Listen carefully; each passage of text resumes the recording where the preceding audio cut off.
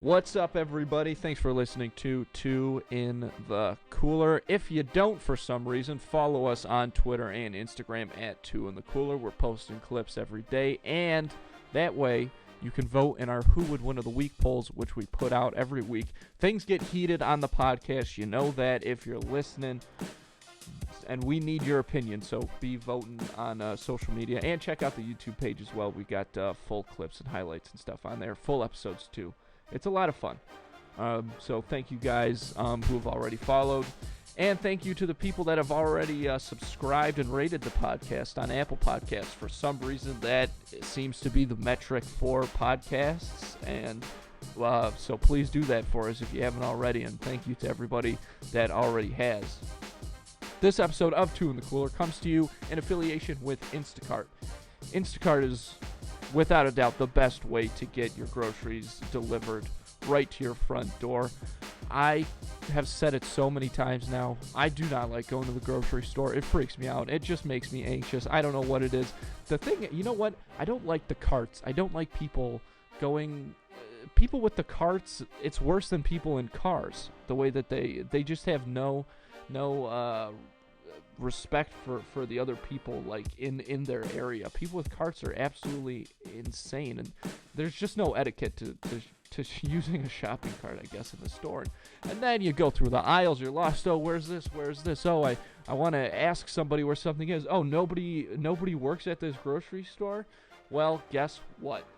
You don't have to worry about that if you use Instacart, because with Instacart, you get some of your favorite products from some of your favorite local stores delivered, like I said, right to your front door in as little as 1 hour.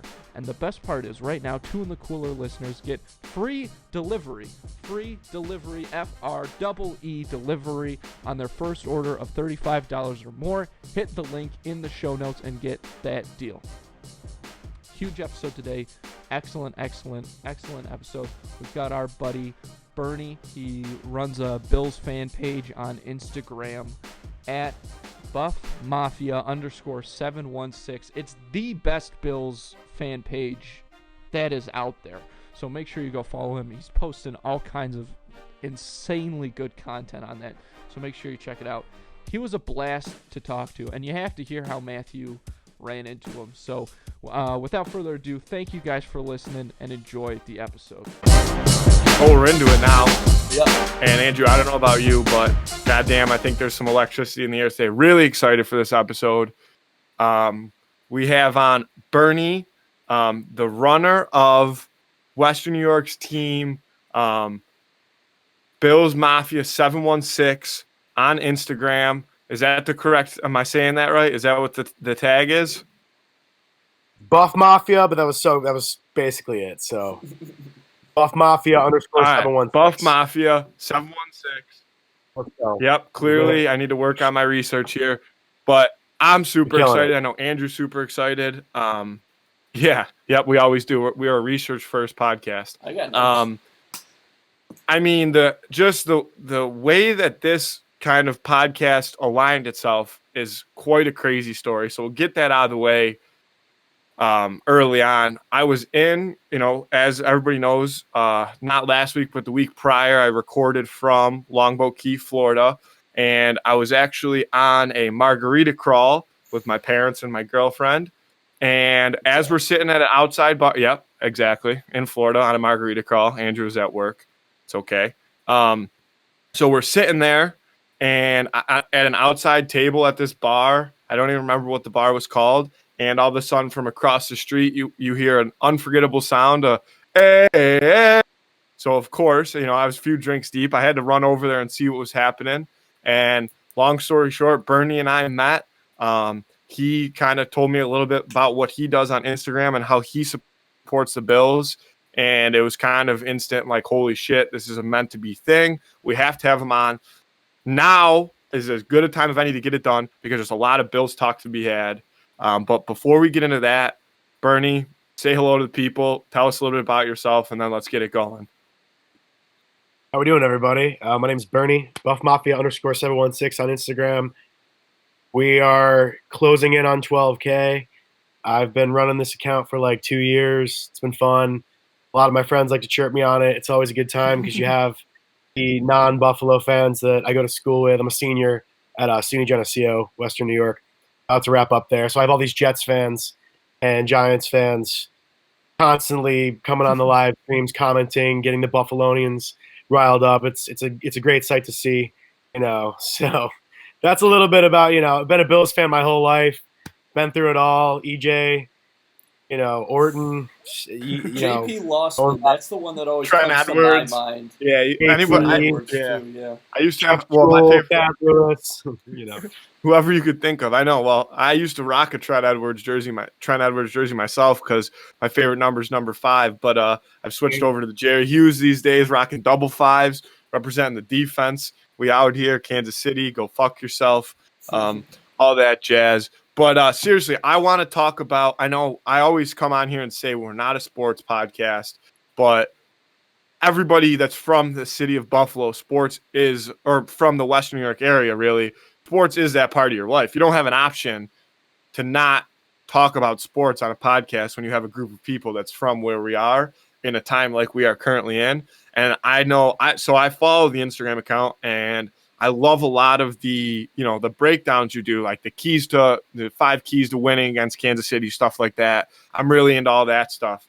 So touch a little bit about that. What do you, 6:40 this weekend, Sunday, 6:40 p.m. in Arrowhead, AFC Championship on the line, a trip to the Super Bowl. What are you thinking? What are your thoughts? Start spewing it all.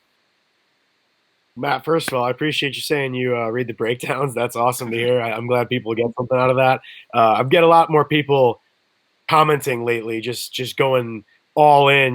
There's so many people have different kind of strategies in their own mind of how we think the Bills should attack the Kansas City Chiefs. For me, if I'm just laying it all out there and kind of giving my, spewing my philosophy on how I think the Bills need to attack this game, it's going to look different from the last game. The Bills opened up. I'm all for all the passing. I love it.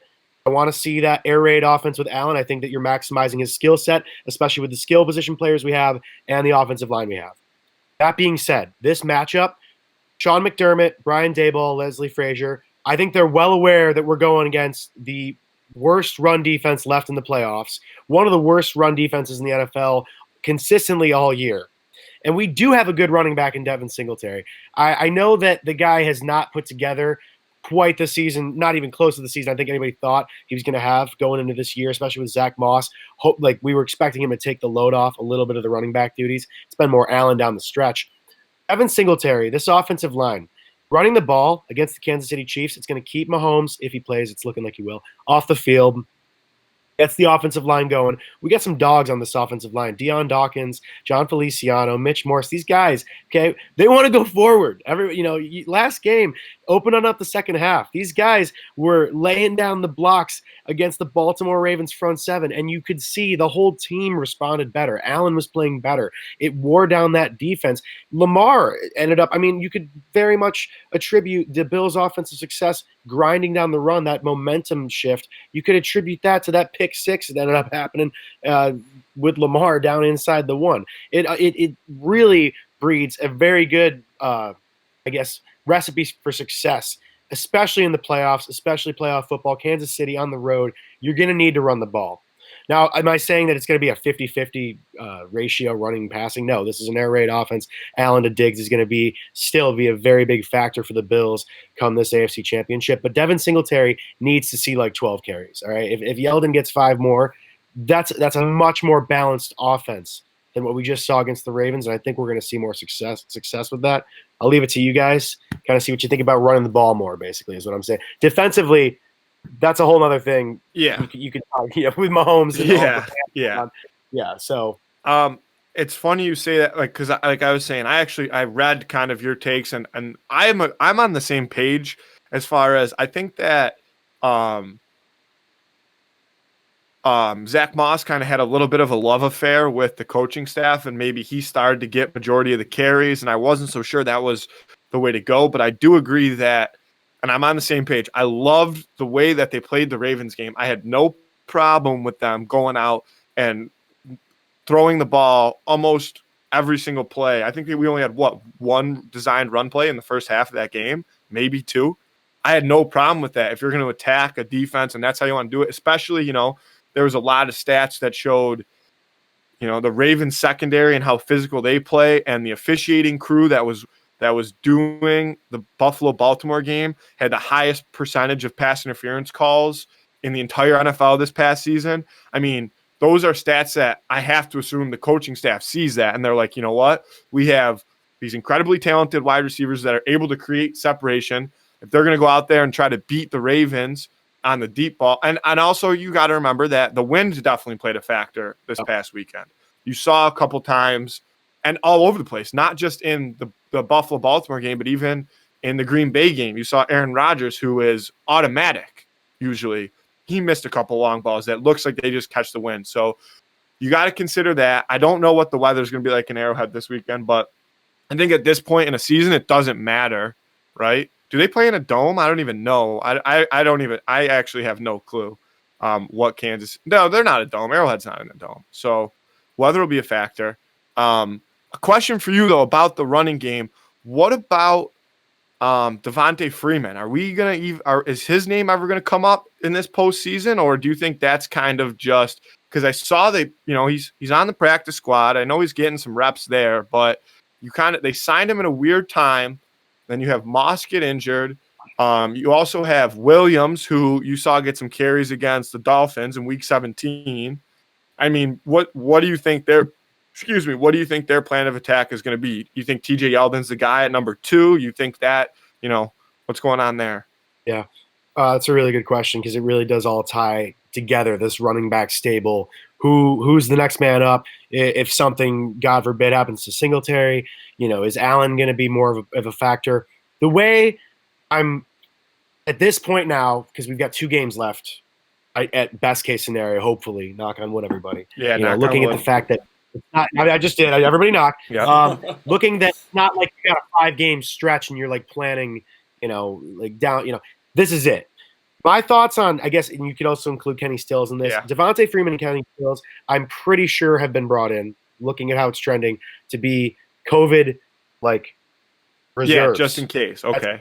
Now they're still there. They're still probably in the facility, but I don't really know if there's any way to get these details, but I could almost guarantee that they're not as in close contact with the rest of those groups. They're veterans. They've been in this league. They're a plug and play kind of guys that have been around in the postseason.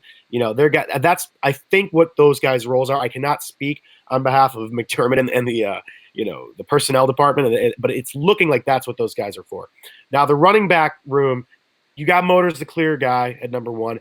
I'm anticipating Yeldon because of the experience, because of the size, the pass catching ability. He's going to be the RB2 going into Kansas City, and then knock on wood. But if something should, that's the RB2 is what I'm saying. TJ Yeldon. Antonio Williams is probably going to be our 3rd. I don't even know if you activate him for this game. I would like to see him activated. Everybody liked what he did against Miami. I just don't know if you can turn the ball over to him for more than 5 carries. So it's like, do you even bother? It's not like he's giving you any special teams. Yeah. Probably what it's looking like for running backs. And Allen, keep in mind, Allen's going to keep running it. Down the stretch, he's pretty much a running back. Yeah. They're going to use him. I mean, and I say, and again, it's a knock on wood type scenario here, but and you saw it with what happened last week in Kansas City when you see a guy like Pat Mahomes get injured, but you're at a make or break point in the season where your main concern necessarily isn't protecting guys in a close game, right? Like you want guys to go out there. When you have a guy like Josh Allen, he isn't going to look to protect himself, right? If there's a game on the line, he doesn't care who's looking him dead in the eye. If he thinks he can run him over, he's the kind of guy who's going to run him over. And that's such a Buffalo thing. That's why we all love him. So my last kind of, put you on the spot, hot take as far as the actual football side of it goes is a long time since the Bills have been in a position like this. That the city is going absolutely wild, berserk, whatever you want to call it. And I saw a stat. So between McDermott, Dabo, and Leslie Frazier, sorry, they have 6, 8, and 4 championship games played between the 3 of them. So I love that stat as far as a coaching staff who's committed. And a lot of people are saying that, well, Buffalo has nothing to lose, right? Kansas City, reigning Super Bowl champion, champion, looking to get back to the Super Bowl, all at home, all the pressure's on them to win this game, primetime Sunday night. So what do you think the Bills come out and play loose? Like what are you expecting to see like first drive? Is that gonna make the difference come the next 3 quarters? You know what I mean? What are you feeling there? So I guess I'm gonna more gravitate more towards what I expect to see, because at the end of the day, that's really what matters. What I want to see is not, and it's gonna probably be pretty similar. What I want to expect to see is the Bills open up and they're confident. They have, like you mentioned, they have the people there that have been in this spotlight. McDermott to the Super Bowl with the Panthers, like, Dayball with the Patriots as a assistant. Leslie Frazier, they have postseason experience. It's not like the spotlight's going to be too bright for them. Allen, I get the question marks after Houston last year. At this point, the guy's proven he's legit. He's playing at another level, and he is, everybody likes to call him Captain Clutch. That's really what he is. Okay, so as far as whether or not they're gonna come out shy, I don't anticipate that. I think they're gonna come out. They're gonna open up with a probably pretty similar game plan that they opened up with against the Ravens. I anticipate it's probably going to be about 70% passing. They're going to run the ball, though, a little bit more, I think, because the reason they need to run the ball, that's going to open up play action. It's going to wear down the Kansas City defense. It doesn't make it so predictable. The Ravens were able to just sit back in that zone, but also bring a blitz. It was a zone blitz almost every single play, and they were ready for it. They had really good man corners on the outside, but then they had linebackers and safeties just hovering all over the place. Allen was not really able to get much going in the first half against that Ravens defense. This Kansas City defense, it's not anywhere near that Ravens defense. Let's not kid ourselves. They don't have those playmakers on the outside. Diggs is going to have a day. You got Tyrann Mathieu over the middle. It's probably going to lock down Dawson Knox for the most part. I don't anticipate him, going deep over the middle and making plays. But overall, I really do like this Bills offensive matchup against the Kansas City defense. I really do think they're going to open up firing and, hopefully score on their opening drive. I'd be surprised if the Bills don't. And I love that a lot, because that's obviously what you want to hear. And I think about it too from a fan perspective, and this is where I want to head towards next, is kind of this talk about the city rather than just the football team. But I'll say this before we get there, is that when the Bills are going, they're very consistent on third down too, right? Even when they get put in medium to long third down situations, I mean, that's when you see that's when you see Cole Beasley get involved. That's when you see Gabe Davis get involved. All these other names that are so important to this team. But I think you have to remember at the same time, especially if Pat Mahomes plays in this game, is that the Kansas City offense is the same, if not better, consistently when it comes to stuff like that. I know that their stats fluctuated this year compared to previous years, but you have to anticipate from a fan perspective that Kansas City's, you're probably not going to hold them to 3 points like you did the Ravens. And they're going to get in situations where, you sit there and you're like, the defense has to make a stop here. 3rd and 8, stuff like that. And the defense might not be able to make those stops. So you're going to have to be mentally prepared for not necessarily long drives, because I think that our secondary can limit those deep plays that Kansas City loves to have, with guys like Tyreek Hill who are so fast. And next thing you know, it's a 2-play drive, but they score a 75-yard touchdown. I'm not so much worried about that. I'm more worried about, they're gonna probably be able to create some offensive momentum in some of these long drives, and if the Bills have to fire back, do the same thing, and not, let, as a fan, you can't sit there and let yourself get too worried, because every Bills fan ever, their mind instantly goes to a negative place, right? We've seen too many shitty things happen to us in our lifetimes, us especially, as younger guys who never got to live through the 90s, that era and stuff like that, or at least remember it. So I think we're going to have to be patient. I think that you trust the coaching staff. You trust our offense. After last week, you have to trust our defense. And you go out there. Don't expect it to be a blowout, but keep it close and win the damn football game. Yeah. And I think a lot of it, too, this is going to sound maybe like it trickles too far up the tree, I guess. But Brandon Beane, you got to trust that he's put us in the best position possible, I think, with this roster. You got the quarterback on the rookie deal. The defense is peaking. You got the players. There's never been a question about that. I think that offseason was funky. Trey White, I don't even think he really thought there was going to be a season. I've heard people saying that, floating that idea. I don't even, they were stale the first few weeks. They're peaking at the perfect time, and I do like their. Listen, you're not going to hold Kansas City to 3 points, but can you hold them to 25? And can you win that game? Yeah, you can. You can hold them to 25. And then Josh Allen against the porous Kansas City defense. Listen, let's go Buffalo. It's can add. Why not us? Is what I'm trying to say.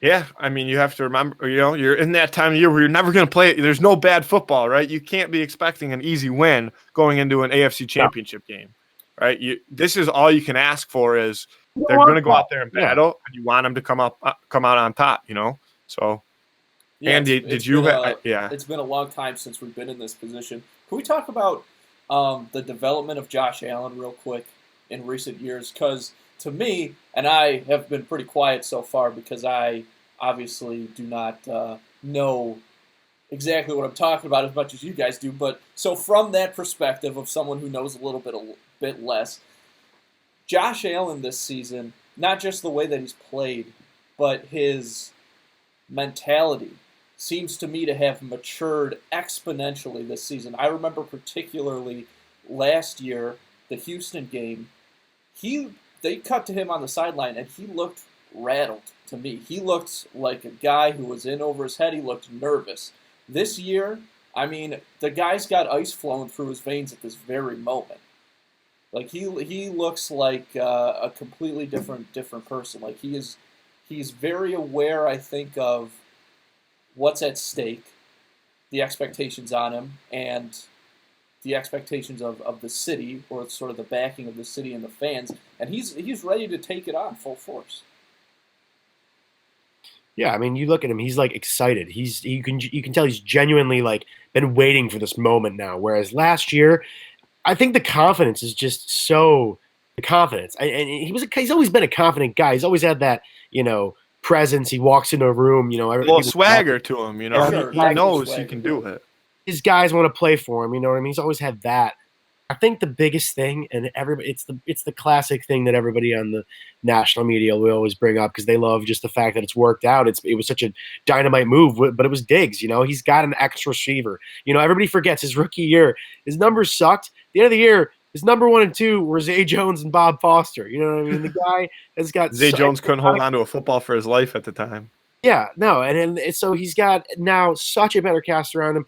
Dayball, too, has come such a long way with the play calling. I don't think anybody can deny it's such better play selections, and that is going to such help your young quarterback. He has done a great job developing Josh Allen. I think Jordan Palmer in the offseason has been really nice, and everybody always talks about that, but that doesn't go without saying. That does credit where credit's due. I think Ken Norton as the quarterback's coach gives us a little bit more security should Dayball leave for a head coaching job at any point. He's got a very good coaching tree surround him, and that's a credit to the Pagulas and Brandon Beane and McDermott for making that happen.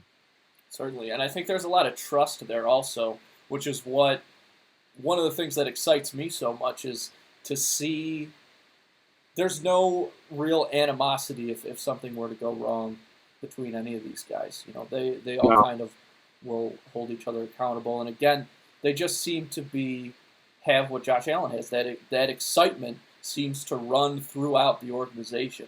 And that's what's exciting, because that, to me, just feels like something a winning team has to have, right? In any professional sport. Most definitely. It makes it better when you're doing a job, but it's a game and you're actually enjoying it. You have to have that, I think, to be successful. Yeah, so, you see, I mean, we all see them. These guys are having fun. You see it on the Bills' social media. You see it on players' social media. These guys are having fun, and I'm not sure, Bernie, if you saw this. If you did, I would guess just from knowing you the short time that you would have read it. But the Players Tribune article that Deion Dawkins, I believe it was, put out, and he talked a lot about Allen and Diggs, and he says, you see a guy like Stephon Diggs, the superstar. He's the best wide receiver in the NFL this year. And he stays every day after practice with Gabe Davis, a rookie, who has made a huge impact on this team with these, toe touch catches and everything that's happened the past few weeks. And then he talks about Josh Allen and how, when you look at where Josh Allen came from, a 0-star recruit, JUCO ball, Wyoming, and he gets he gets drafted in the first round of the Buffalo Bills. He's pretty much came from nothing, and it's a very Buffalo mentality. Both of these guys, they're willing to work hard, and Josh kind of over the past 3 or whatever years has, Deion Dawkins compares it to last year being a trial period, right? Josh Allen was going out there every game and pretty much just trying to figure out what his body is actually capable of, because even he didn't know. And now he kind of has an understanding of whether he sees it like this or not. Like, he's a super freak. Like, his body can do anything that it wants. He's the ultimate athlete. He's huge. He's not afraid of anybody. And it's such a Buffalo mentality. And it brings me to the next point I wanted to talk is the city, the surrounding area, Western New York, we'll call it, whatever. And even everywhere that there's, Bills backer groups and whatever. Like, what does it mean from your perspective? Because I know, growing up, Andrew and I listen to our parents and listen to our uncles, all they did from the time we were, in the early 2000s until even to this day is talk about how good the Bills were and how much fun it was when they were having that success and Super Bowl parties and all this stuff. And even when the Bills are bad, you see, not that they've been bad this year, but in the past, fans show up to the airport and now you've got this whole other wave of like, holy shit, the Bills are, not only are they a top 4 team left in the NFL playoff, but the Bills are a top 4 team in the National Football League regardless. So what is your take on kind of what this means to the city? What are you, like, how do you feel? How do you, people that you grew up with, I don't know if your family, I would assume, would be Bills fans, so. I would say, so growing up through the drought, you are almost like just cemented this idea of the underdog mentality, of the Bills. Yes, we were good at one point. Oh, but we lost the 4 in a row. People love to make those jokes, whatever. We've embraced that underdog role. We've just kind of taken that and run like, oh, maybe we can squeak in as a wild card. We're always in the hunt. Always in the hunt. Yeah, always in the. We're always finishing around 8-8, and we're always getting the 16th overall pick in the draft. We're never getting enough of a losing record because we've always got a quarterback who is like good enough to win a few games, but not good enough to take you over the next step. So you're stuck in this just NFL purgatory where you are not really, bettering your franchise. And then that's something that I think we all grew up as far as I'm from Rochester. My dad's from Hamburg, Buffalo. I spent a decent amount of time in Buffalo growing up, but I'll tell you, like, the whole Western New York area, there's Bills signs everywhere. Everyone's got jerseys. It's not a question. It's awesome. The tailgating, the whole mafia, just presence on social media and just, the party scene at every college in Western New York. It's not just, it's just not just like UB and Buff State. It's every college around here is super into the Bills culture, and now you bring in a guy like Brandon Beane and you bring in Sean McDermott, and they have taken this organization and they're total businessmen and they're total just methodical thinkers to put us on this trajectory course to where we're not squeaking into the playoffs. We're winning the division. We are almost always favorited, and we're thought of much differently by all the other NFL circles. We got a quarterback, we've got an offense, we've got a defense. It is awesome to be a Bills fan right now, and it's surreal. I don't think everybody really knows how to like take it in. I know my family's like, "What? The Bills are good? Yeah. What is going on?" Yeah, nobody knows what crazy. to do. When they beat the Ravens, I was laying in bed. I just sat there very still for a second, and I was like, I don't know what to do. Like, this is crazy. That Sunday, I would say I can't be the only person. I had to have watched the replay of the Taron Johnson pick 6. I had to have watched it 40 times before I even got out of bed. It was every time I saw it on Twitter or Instagram, I watched it. I couldn't help it. Even if whether it was a clip of just a pick, whether it was the whole minute and a half replay, whether there was musical, it didn't matter. I was watching it. And I actually tweeted it myself. I'd never even experienced, I had a small crowd over for the game, just we eat pizza, some chicken wing dip, whatever, some beers. And I've never felt that way when I wish it was on video so I could see myself, because it really, I feel like I wasn't even there, standing in front of my TV, like practically tears in my eyes because I'm screaming, fucking go. And my arm's going. I'm going nuts. And I've never had that. And then you talk about purgatory, and we talk about the city of Buffalo being underdogs. I mean, I don't know about you. I know Andrew's on the fence, but I'm also a huge Sabres fan as well, right? I'm a hockey guy. That's where my background is. And it's the same thing. I was thinking about it today, actually, when I was showering. And you're so consistently just average. It's average. And for so long, you watch teams around you. And it's the same thing in hockey. You watch the Penguins and whoever else is surrounding us be so good and go on these 10 years dynasty runs pretty much, and even like the Blackhawks, you get to see a guy from Buffalo and Patrick Kane go on and win 3 Stanley Cups.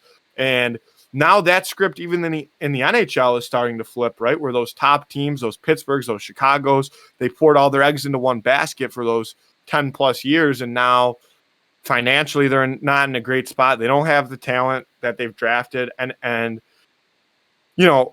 there's still a lot of football left to be played. Hopefully this season, again, will knock on wood, but you see that shift starting to happen in the NFL now too, especially in the AFC East, which was so primarily dominated by the Patriots. And you can never sell Belichick short. I've said it. I've said it a billion times. Like, it doesn't surprise me if any big name quarterback, whether it's Carson Wentz or Deshaun Watson, somebody's going to end up in New England, and they're not going to go anywhere because of that support system that they have. But to be able to see the Bills in that spot, and you're feeling these feelings, right? It's so like, you can't even explain it. I've never had it. I've always been a sports fan. I've always said that I loved these teams. I watch every game, but you've never got to feel like what it feels like to make a play like that, which is such a play that the Bills are usually down by a touchdown and throw that pick at the 1 yard line and watch it go the other way to the house to lose, 17-3. And like, holy shit, it's just exciting. So another question. So you're in Geneseo right now, or are you Rochester area? Geneseo. So I've been saying this for the past couple weeks. I don't know who started like the Facebook group or like the giant group text of like, hey, we're going to the airport tonight, or hey, we're going downtown tonight. But I am so goddamn furious that I'm not in that group chat, because like, why? I've never been able to go. I don't ever know when people are going and when people aren't going. When the Bills win, I'm always fired up enough to do anything. And I think we need to get on the same page somehow as Buffalo fans to know, like, I mean, I know a lot of people end up going, but am I always the one that misses the text? Like, hey, we're going to the airport. I want to be at the fucking airport. I'll tell you right now, if everything goes as planned, Sunday night, you bet your ass I'm at the fucking airport. Same. Yeah, I think that's just going to take some initiative as fans. We just got to get some fucking texts going, get some groups, and just go nuts. Just let them know.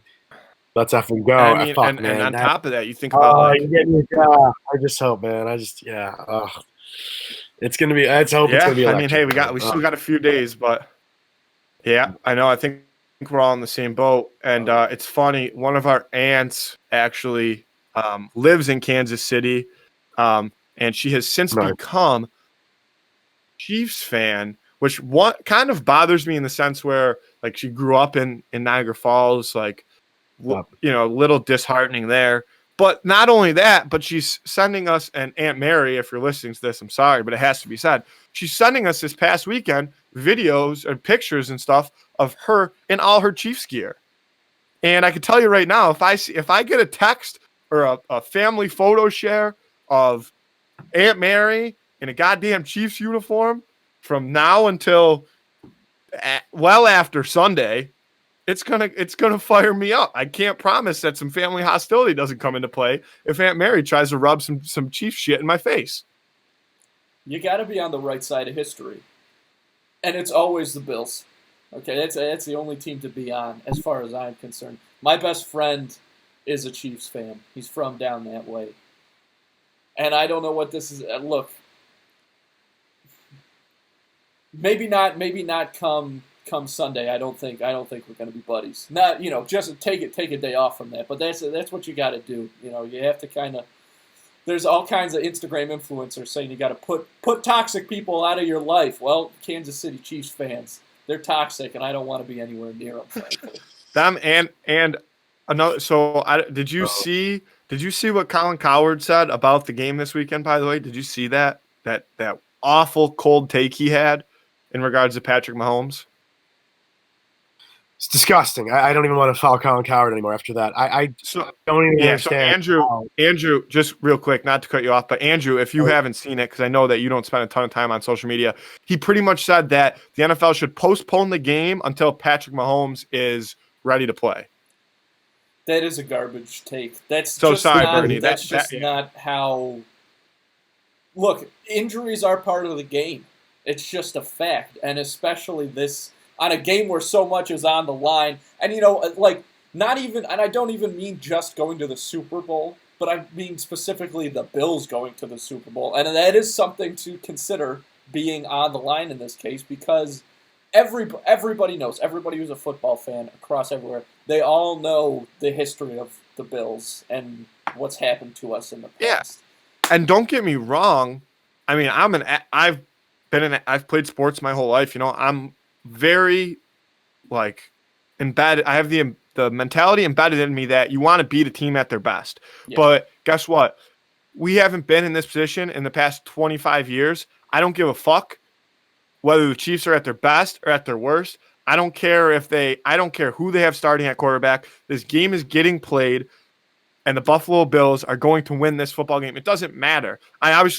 You never want to see a guy like Patrick Mahomes get injured, because not only is he an incredible athlete, but he's so good for the league, right? He was pretty much the start in this new wave of phenomenal young quarterbacks who are just freak athletes, or at least he was the first one to blossom and take on that role and win the Chiefs the Super Bowl and stuff like that. But fuck you, Colin Cowherd. I don't give a shit whether he's injured, whether he's healthy, whether he's threw 300 touchdown passes this year, whether he didn't play a snap this year. The game's getting played on Sunday at 6:40 p.m., and that's how the league works.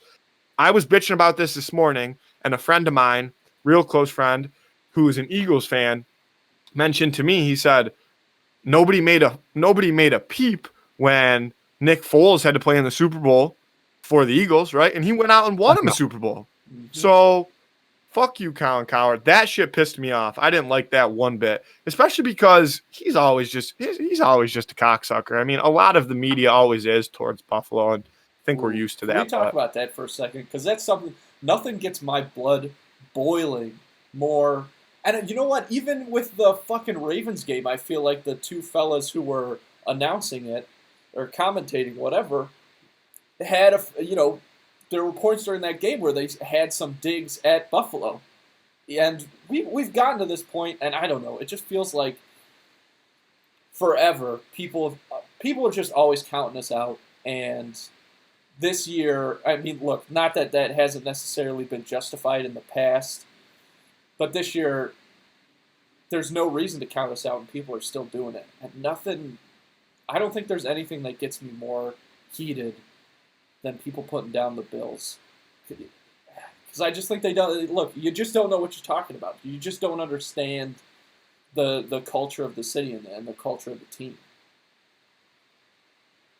No, you got Nick Wright, Clown of the Year. At least he fessed up and is going Pinto Ron mode for us. Man, that whole thing. He's still a fucking asshole. 100%. And you know what, though? Yeah. And I'll say this, though. I get it because it's so, when you watch the Sabres play, it is atrocious. There's not one, unless it's strictly Rick Jenneret on the mic, like the Sabres just get dogged. And you know what? The Sabres deserve it, because the Sabres have been awful and have done nothing to change it to this point. I have high hopes that the Pegulas learned from what they did with the Bills, and that's kind of why the Sabres coaching staff is the way that it is right now, more of a abstract concept, with Ralph Kruger coming in.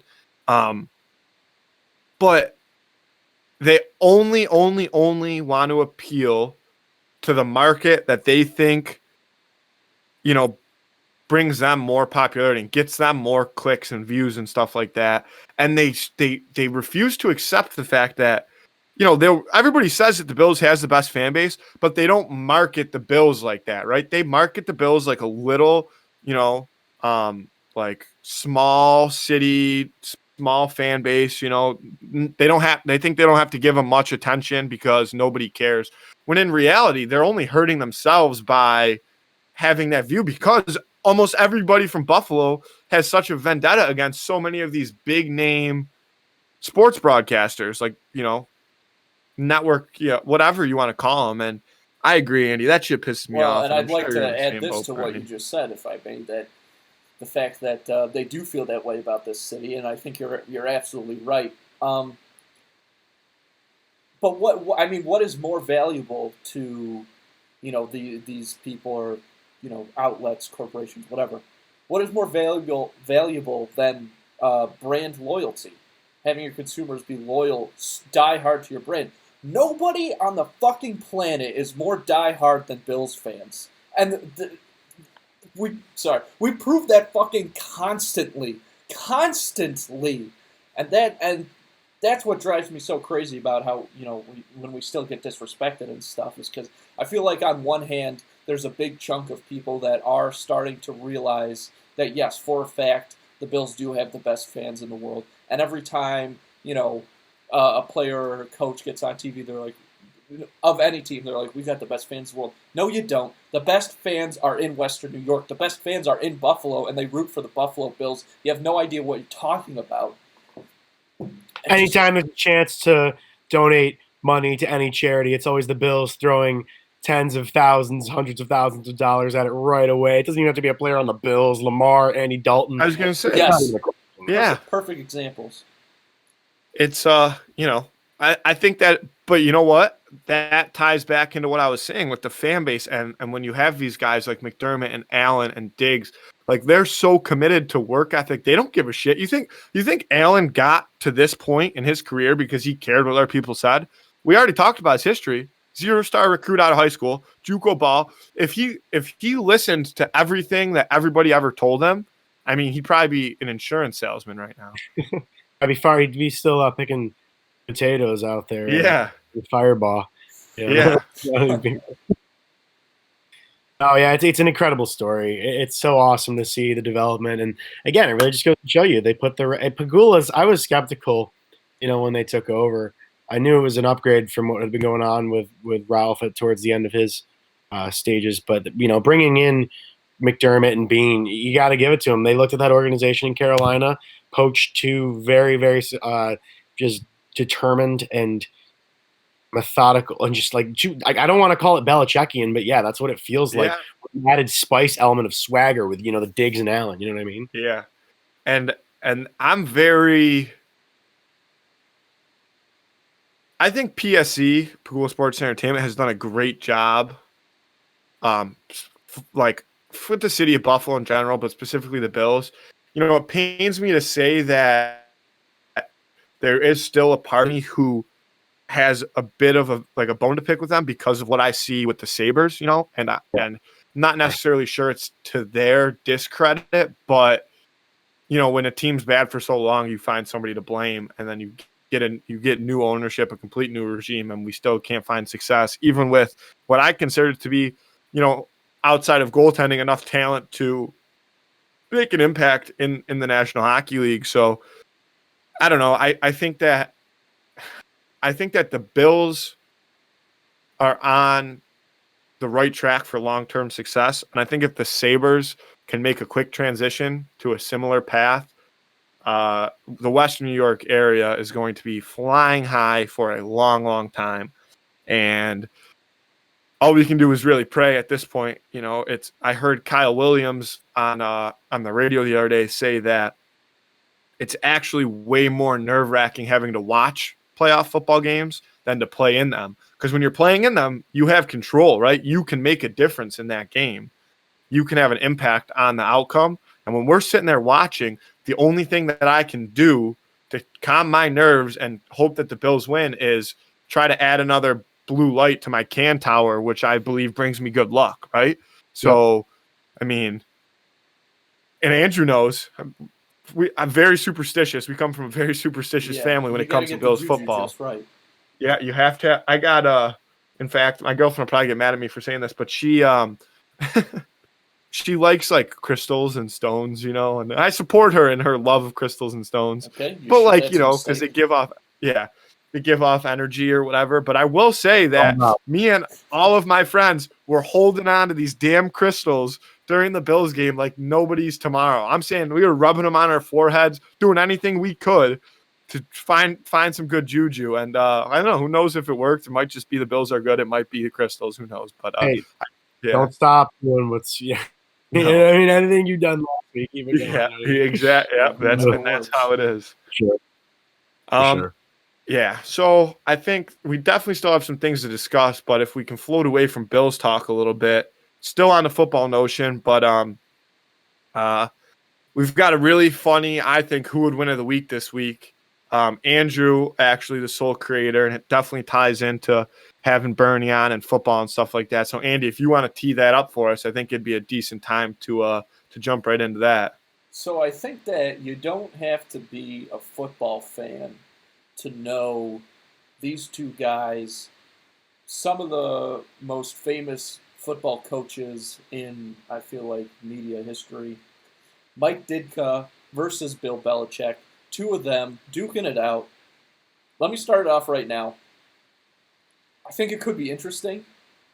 I think that Ditka is just going to kick his ass. I think Ditka is going to beat the shit out of Bill Belichick. However, what do we know about Bill Belichick? He's probably going to cheat in this fight, so it's anybody's game. Well, I'll say that just quick. I mean, you've got the battle of sweater vest versus cutoff hoodie, two completely different fashion styles, right? One person that clearly has respect for themselves, one person who clearly doesn't and is willing to do anything to win. I look at a lot of things here. I mean, you have to look at their coaching records, right? Because that's a big part of strategy. And going into a fight, there's no doubt that Bill Belichick has an uncanny ability to turn average talent into extraordinary talent, right? You see that. I mean, and you can say Brady's part of that too, but you can see just the slew of wide receivers that the Patriots had brought in through their dynasty of guys that come there as nothing and even past their time with the Patriots continue to have success. He kind of instills that work ethic into it. So I don't think you can sell him short. Ditka's got size on him, right? Ditka played football. He's 6'3", big boy, where Belichick comes in at 5'11". Not small by any means, but there's a difference there. And I think they're both scrappy. I think that neither one of them enjoys losing, and that comes from, again, their coaching background. And both of them know what it's like to have success and are willing to go through just about anything to get back there. So I'm not quite ready to make my pick yet, but Bernie, what are your thoughts coming in here?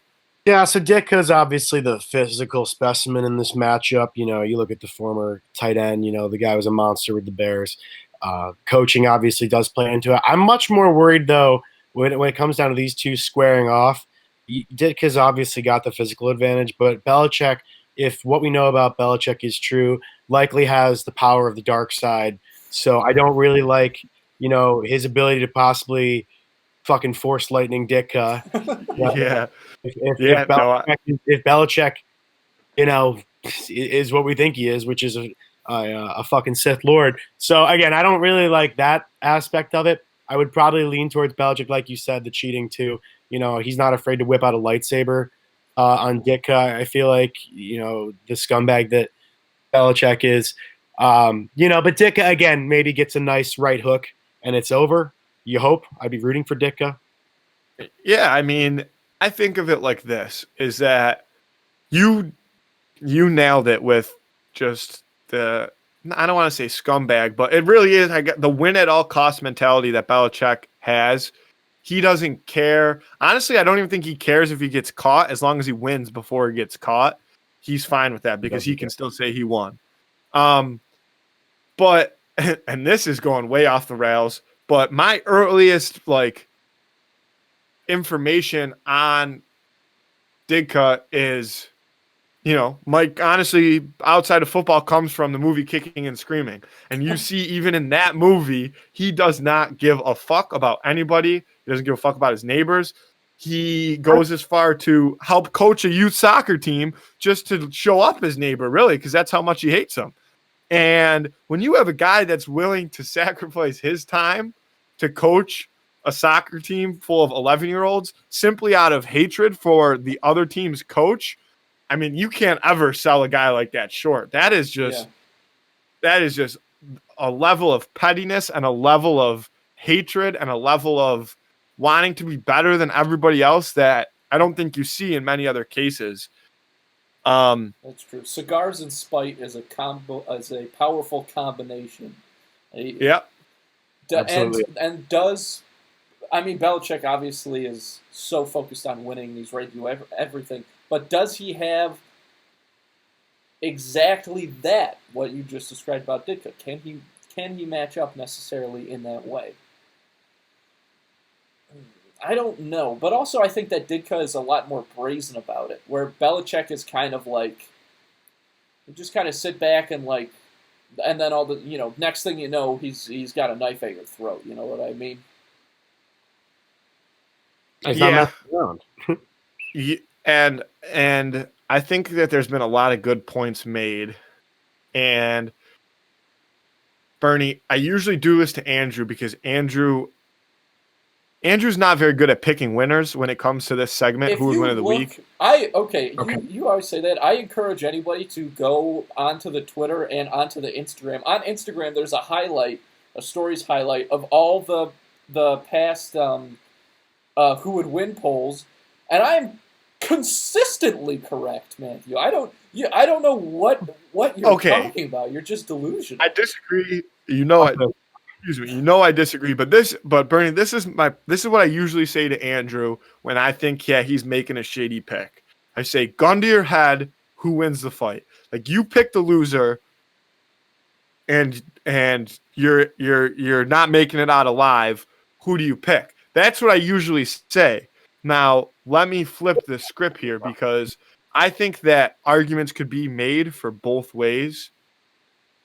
But gun to my head, I think at this point in my life, at this point in the Buffalo Bills season, at this point in everything that's going on, the world, the pandemic, whatever you want to factor in, gun to my head, win or lose, I cannot come on this podcast and let it be on social media that I picked Bill Belichick to succeed in anything. Not one thing. I can't do it. I think that I have faith in Mike Ditka. I'm not 100% sure that he's going to win. I think he can win. But if he doesn't, I would rather go down having fought against Bill Belichick than have to stay alive knowing every day that I supported Bill Belichick in winning.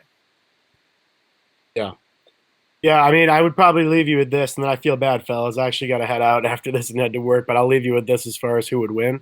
Belichick, like you just said, gun to your head. I'm imagining more of, if I want to make money on this bet, who am I putting my money on? I hate to say it, Belichick seems like the favorite. I mean, I would say the spread, would be, he'd probably be favored. I'm not a boxing guy. In this scenario, fight to the death, Belichick versus Ditka. I'd give him about a three swing spread advantage. Probably I'd go with Belichick. Unfortunately, I hate to say it. I don't want to say. No, that this you're guy, right. That's what it comes down to. Is if he whatever secret frankly cheating thing that Belichick's got up his sleeve. If it all depends on if he has time to actually use that. That's what if he can last long enough to use it. Still, at the end of the day, I'm going. You know what though? Nothing makes. I'm getting very excited. Just the picture of Mike Ditka just beating the shit out of Belichick. Very exciting. But you know what, Bernie? I have to say that I love the fact that you come on here and you take the integrity of the game into factor, because that's something that Andrew never does. That's not true. Wait a little bit this week, but for personal bias, you came in and you did exactly what you had to do. And I know you got to get out of here, but thank you so much for coming on.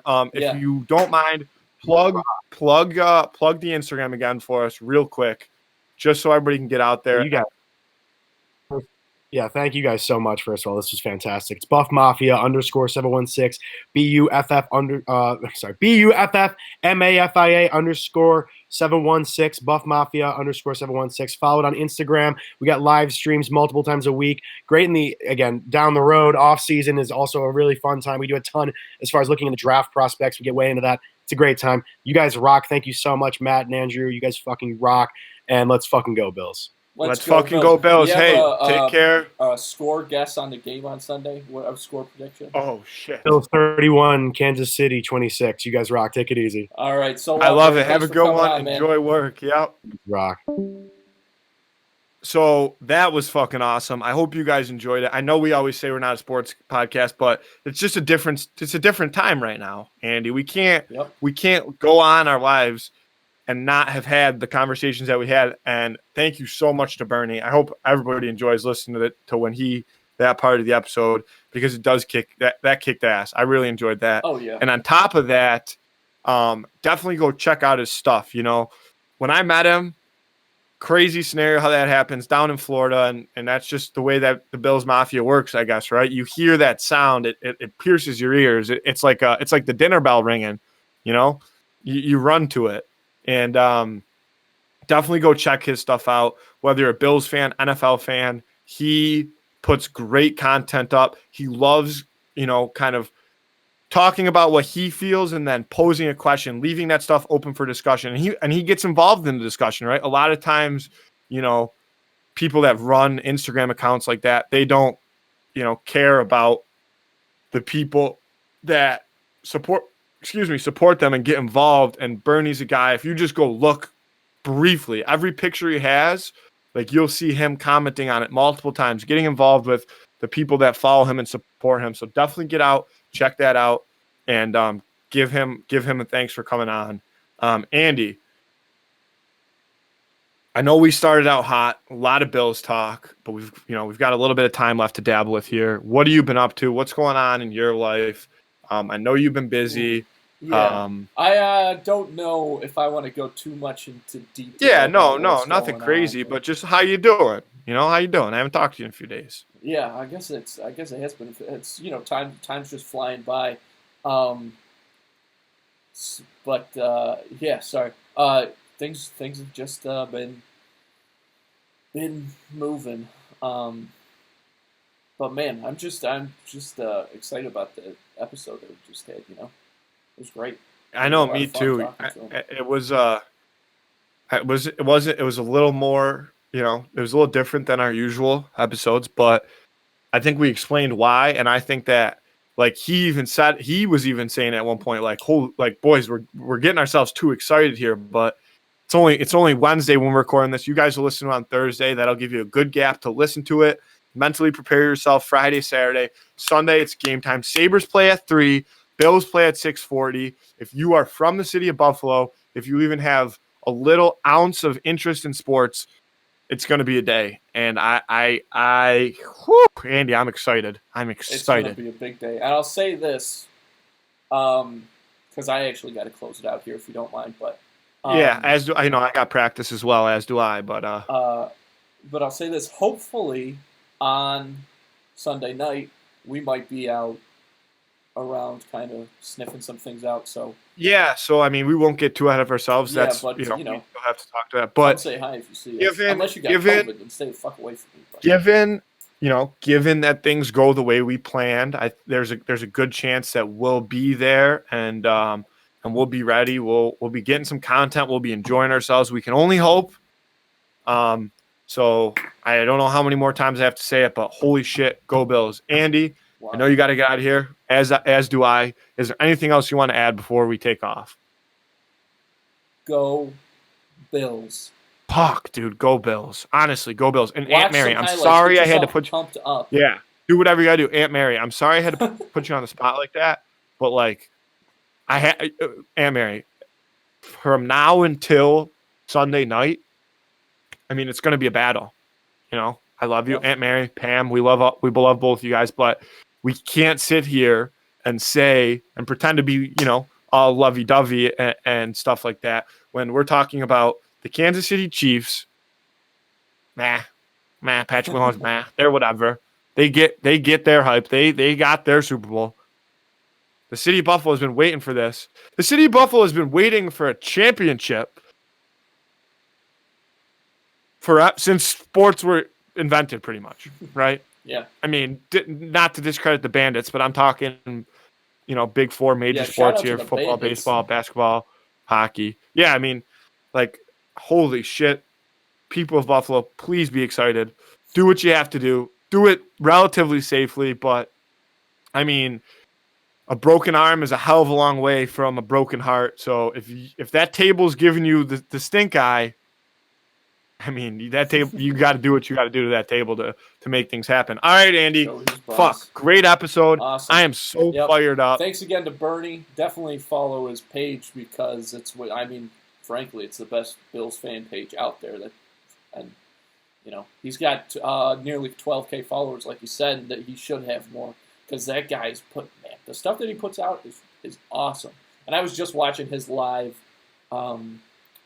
He went live on there this morning, and I was checking that out, and it was great. So he's passionate, and he knows what he's talking about. Super important things.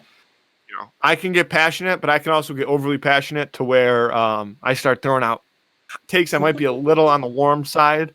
So, but hey, Andy, I love you. Great episode. Fuck, I'm ready to run through a goddamn wall right now. This Bills talk has me fired up. But phenomenal. Love you. I'll talk to you later. All right, love you too. Let's get out of here.